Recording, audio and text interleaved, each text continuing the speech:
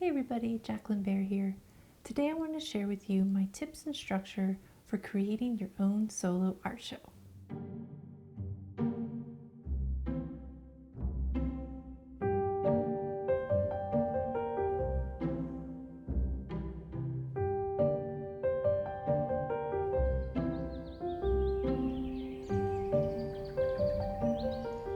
It's a really fun and exciting way to share your art and be more involved in the community, but I know it might be really new for some artists. So I wanted to help you get the confidence to share your beautiful art. I've already created a video sharing about my most recent solo art show here in Colorado, so I will leave that linked below if you want to see what that's all about.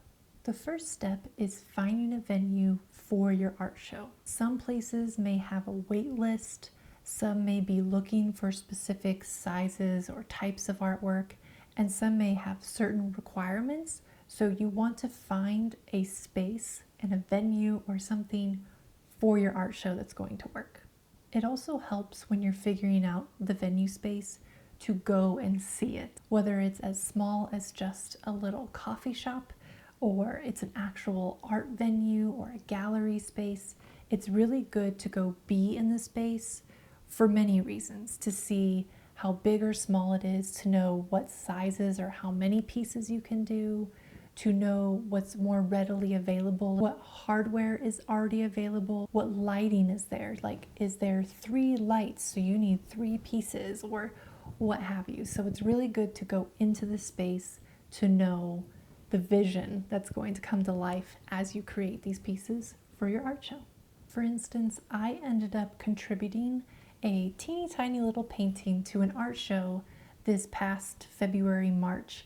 I was walking around, I saw that there was an art show that was going to be happening and they had a theme to it. It was delicate. I knew I had a piece that was going to work for it, so I read all of their requirements and I was able to submit it and get it into this art show. So you can even do things like that. It doesn't just have to be a solo art show, but having a piece in a show is just a wonderful feeling. So not only visiting these venues to see where your art show might be, it's also really good to visit the venues when there's art shows happening, so you can get a feel for the space, get a feel for what other artists in the community are doing. Like my show is in a local coffee shop, so I was able to go all throughout this past many months as I knew I was going to be doing this show and see what other artists have done and kind of get ideas. It's kind of like a live Pinterest mood board or whatnot, so you can just kind of see what other artists do. When it comes to venues, just know sometimes what art you share is determined by where you share it. It's one thing to create individual art pieces for the sake of exploration and creativity, but it's another thing to create a collection of pieces that go well together and feel like a collection.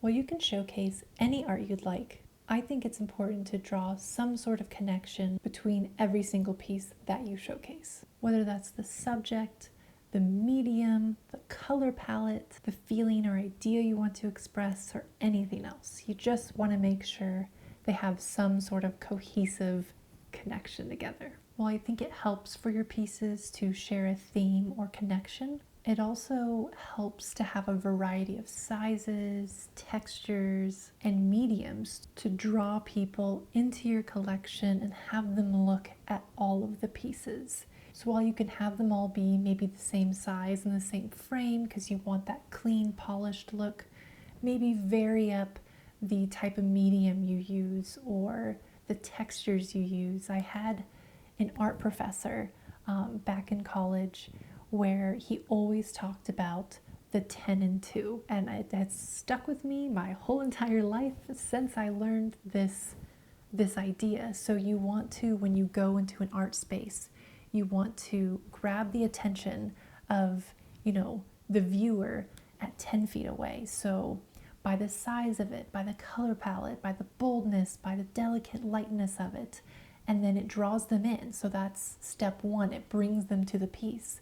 And then at 2 feet away, when they're really close to the piece, you want to keep them in with details, with the way you use colors or the textures that you use. So you want to like keep all of that in mind when you're creating these pieces, because it is a collection, but it's also a standalone piece, because someone might purchase your piece and it wants to be a part of their collection at their home or their office or something, where it's going to be a standalone piece on a wall, or perhaps part of their own gallery that they have been collecting and it really speaks to them. So really think about how you can draw your audience into your piece. After visiting a venue, knowing what their limitations are, do they have the wait list? What's the space that you have to work with? It's actually really helpful to have those limitations so you can narrow in on what you're going to create for that space, rather than just being able to share whatever. So if you have 2 months until the art show, that might really speed up the process of what you're going to create. Or for me, I had 6 months on the wait list to know when I was going to have my art show. So I knew I had more time to play around with ideas and experiment. So when you're creating your collection, sometimes the venue's limitation is actually really helpful. Art shows can really help us hone in on our work and avoid procrastination because we have a deadline. Deadlines actually make me feel less nervous because now I have a concrete date. I know how many pieces I'm going to be able to fit into the space and share my work. That said, give yourself enough time to where you can slow down and really work on each piece in your studio so that you can avoid burnout of trying to paint too quickly, while also not making it so easy and so far in the future that you might procrastinate, and just not feel the urgency that you need to paint. So for me, 6 months seemed to be a pretty good sweet spot. And then just know, if you have an opportunity to create a whole show that might in your gut feel like, wow, I do not have enough time to prepare myself for all that, or it makes me way too anxious, be okay with passing on that opportunity. But also don't just let your anxiety drive your decisions. You want to push yourself a little bit outside of your comfort zone and do something like this, because it's really going to build your confidence up. You're going to show your artwork. So I say, whatever you feel comfortable to know, is it a 4-month period that you need because it's winter time and you have more time to sit down and create. For me, with my 6-month period, I knew it was perfect because it was going into summer and I knew that I'd be very busy with my photography job and I'd be outside more, hiking and whatnot. So it was a perfect way in September to start slowing down, painting in my studio to prep for my October show. Remember that part of the creation process is thinking through your theme, thinking about what pieces you want to create, and just make sure you're allowing for that time of brainstorming. An art show is an art challenge in itself. You're going to create more pieces more often and spend more time in your studio. I also find that the act of having an art show with a deadline means I put more attention to detail into each of my pieces, because each piece does have an official deadline because I have an art show, but it's also going to be seen by so many people in the community that I want to make sure that I'm spending more time and paying attention to all those little details. And it puts me in a state of focus that I might otherwise not be in because I'm just swatching new colors or just painting for fun. So having a deadline for an art show actually is really, really good for my creative process. You also need to figure out the layout and curate your art pieces. So I had sketched out some layout options, knowing what the wall space at the coffee shop that I was doing my art show at, what it looked like. So I drew out a couple of ideas, knowing what frame sizes and art piece sizes I had, and I even had my husband look at it to kind of be like, hey, what are you more drawn to? So feel free to sketch ideas and ask friends or family or someone or an art friend to be like, what do you think of this like rough sketch of how I place it? Especially if you've never done this before, you could always ask someone who has done an art show and they can give you some, ideas of how they went about hanging their art show. Frames and mats are another big consideration. Depending on where you live, IKEA is a great place to get affordable frames. My last show was done entirely with IKEA frames. If you watched my last video, you'll know that I tried really hard to thrift my frames because I love thrifting frames, but I was not finding the pieces that I wanted, and it was coming down to the wire. So when I was in Denver for work, I was able to go to IKEA and just get some frames for my art show, and it brought a lovely cohesiveness to the whole entire collection. So depending on where you live, here in the US, we do have great thrift stores like Goodwills and different secondhand mom and pop shops. So you might be able to go to thrift stores to get unique frames, or at least maybe just a few for your collection. And if you're looking to spend more on frames, you can go online to something like Wayfair, or you can go to antique stores and look for nicer frames. We don't have a lot of antique stores where I personally live, but other places that I've been to do have beautiful antique frames. So that's something I'd love to do for like my next collection, is go source some things like that. But you can also buy new if you want to. I'm always an advocate for secondhand items, but sometimes you just need to buy it new so it works for your show.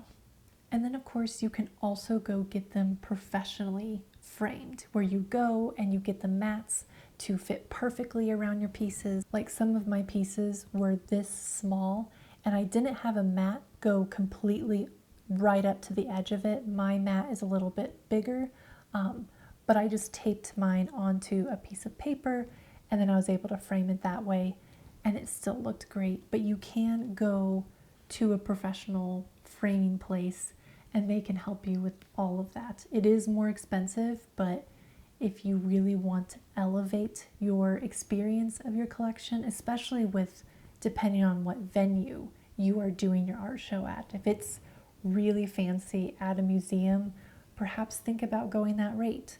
Now for me, I was doing a local coffee shop, so that's why I wanted to thrift my frames to kind of have that homey vibe, but it didn't work out for my case. But in the future, I will do that. So just think about your venue space, your art pieces, how elevated you want it. There's nothing wrong with going secondhand or buying new or getting it professionally done, but do think about this process. It's important to have, I think, with, I should say, 2D art. Obviously, if you're doing 3D art or more, fabric, fiber pieces, you also need to think about that presentation as well, like what stools you might need to put it on, if the venue has the columns for you, or if you need to bring your own tables or columns or something. So really think about that, of the whole presentation. You don't just want to paint or create something beautiful and then just like slap it on the wall or slap it in the corner. You want to put some thought into it. You'll also want to see what hardware is provided by the venue. Some venues might even hang your art on your behalf, but perhaps some want you to bring all of your own hanging supplies. So definitely talk to whoever is the head of the venue that you'll be speaking to have an art show, and ask them what is their process, how do they do things, because every place is different. For instance, my show, again, being at a local coffee shop, the lady that was in charge of it was like, hey, here's a wall, bring your own stuff, come during like a more lull in the day, and you hang it up and you take it down. Like, I'm in charge of all of it. So, which I'm totally okay with because I have done art shows before, and so it's kind of fun just being the one in charge of it all. But perhaps another one I'll do, they'll hang it on my behalf. And if the venue is going to be hanging it for you, they probably want you to have a wired back, not just like a sawtooth back or nothing at all.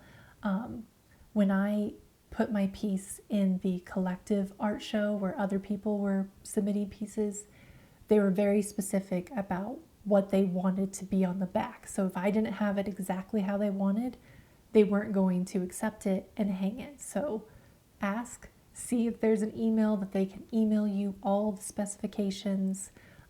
Just learn what you can and cannot do. If you are going to be hanging your own art show, you're going to want a list of things to bring. You will want to bring a hammer, and with my hammer, I also put the little rubber case that came with it so it wouldn't be like metal on metal too loud in the coffee shop. So I did that just so I wasn't like being too loud. But obviously you can just bring a hammer too. You will want to bring nails and all the hanging components that come with maybe your little kit that you got. I got one just here at Walmart, and it was just, the picture hanging frames, has the nail, it has the little, hook thing, so that it's just more secure on the wall. You don't really want to just put a nail on the wall. I do that at home with my own pieces. At the coffee shop or an art venue, you want your pieces to be very secure on your wall. So I got the hanging little kit so that I could, hang it properly. You also want to bring a tape measure so you can measure the distance between the pieces. You'll want to bring a pencil so you can make little marks for where you're going to hammer the nails in.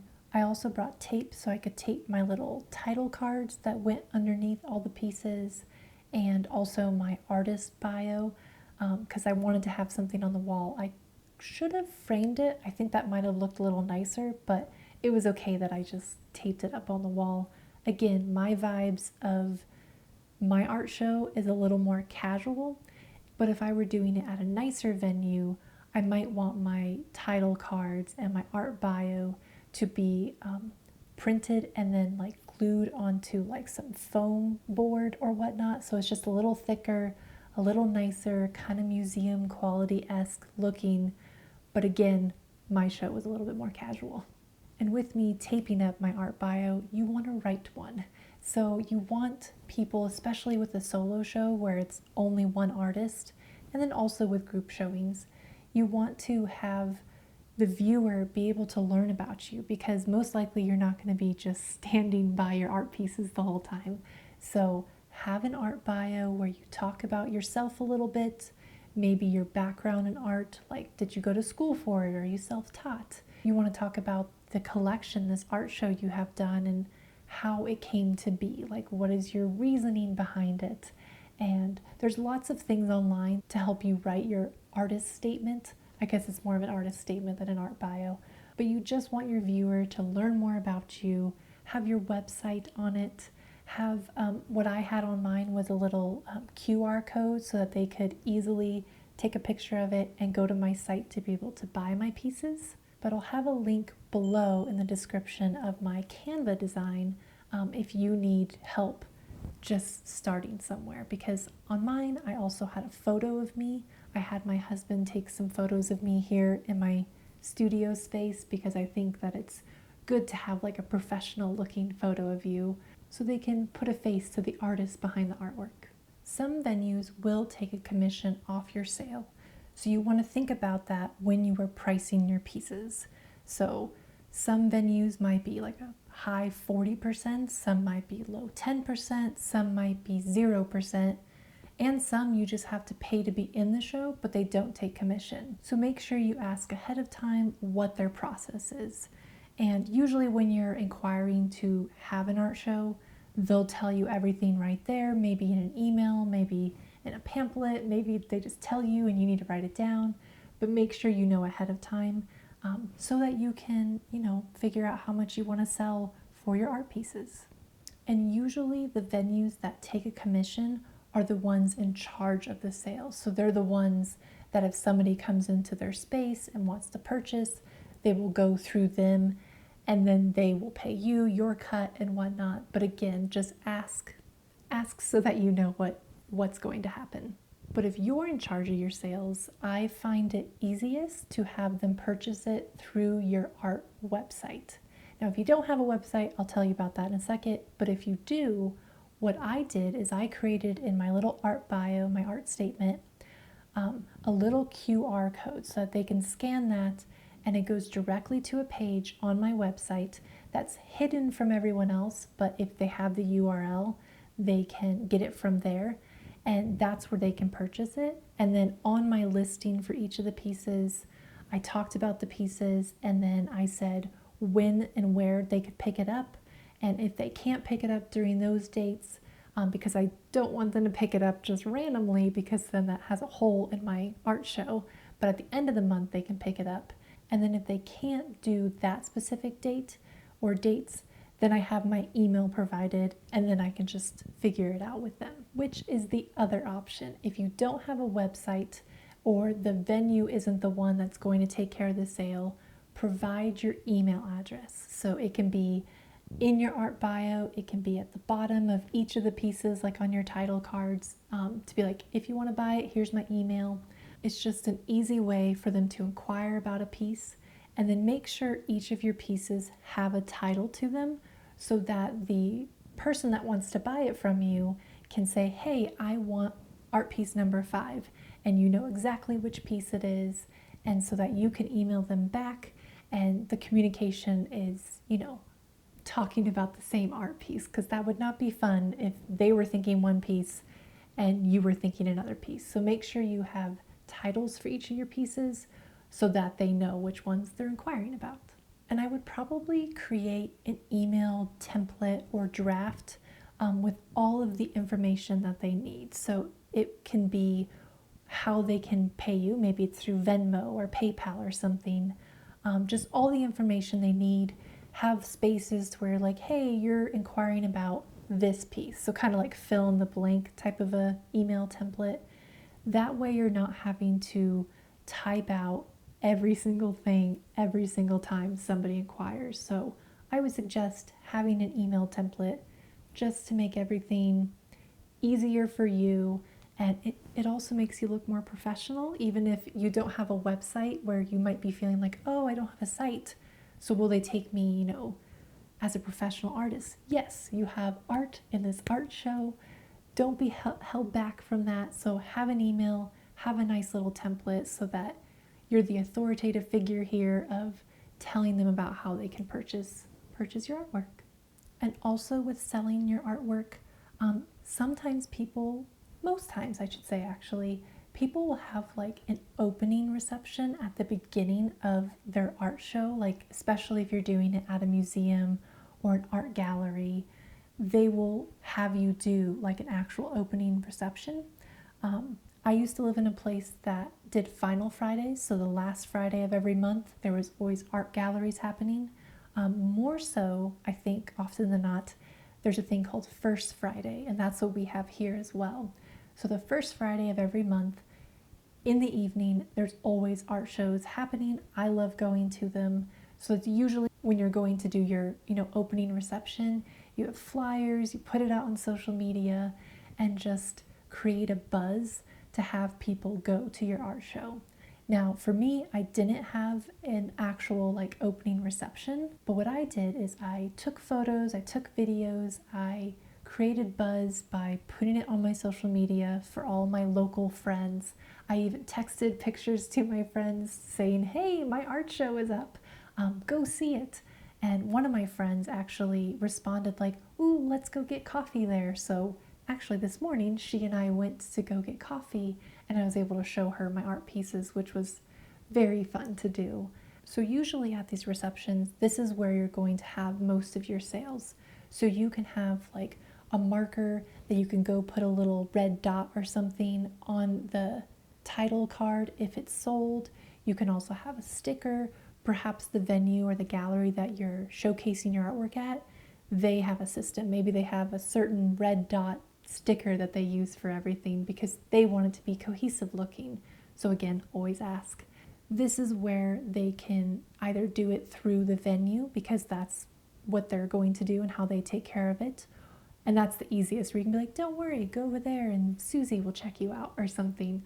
Or if it's you doing it, maybe have a friend with you or a partner with you, where they can have their phone with a little swipe thing, set that all up before if you're doing PayPal, those type things. You can also have Venmo, have a QR code to be like, oh, don't worry, just go get this QR code, or maybe you have it on your phone, and that's just how you can pay me. So There's lots of digital ways nowadays for people to be able to purchase your artwork, but it's wonderful to have there at your opening reception for somebody to want to buy your artwork. And then just make sure you thank them, that you're so grateful for them to do it. Maybe you can strike up a conversation of where they're wanting to hang their art piece, or if it's a gift for someone, and just share in the excitement that somebody saw your art piece and they want to purchase it, because that's a wonderful feeling as an artist, to put your creations out there in the world, not only for people to see and have a fun date night going to an art gallery, but also potentially being so moved by it that they want to purchase and put it on their walls in their home to cherish forever.